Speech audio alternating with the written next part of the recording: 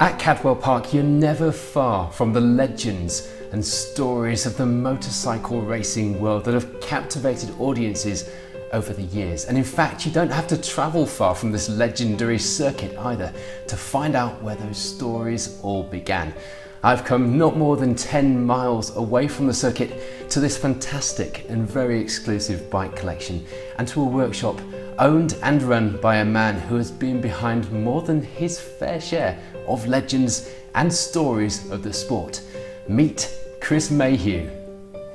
To work with people like the great Steve Hislop, Steve Machin, Roger Marshall, and I've been friends since 1971 and we're still very close friends to this day. And of course Reg went on to be 12 times British champion, Daytona winner, etc, etc. That needs no introduction from me.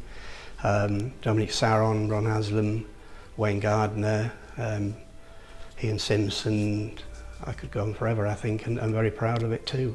Chris's own successful motor racing career began in the late 1960s, but it was a chance trip to the TT in 1983 with Roger Burnett that presented an opportunity for Chris to take his talent for building bikes to the world stage. My racing goes back to, I think, 1967, I believe I started with a 125 Ducati. Then we moved on to Velocets and Hondas and Bultacos and eventually Yamaha. Like everybody, you go as a lad and you watch your heroes, Mike Halewood and co, who's everybody's hero. With my brother who raced, my brother Les raced, and so I went with him and then progressed to start racing myself. I got my first win at Cadwell Park in 1970, at the end of 1970, on the 250 Honda, which I have a replica of now. And then we bought a Bultaco and I started to do quite well at Cadwell in the club races, but then I had a big crash at Snetterton, so I didn't come back again till the October on the Yamaha.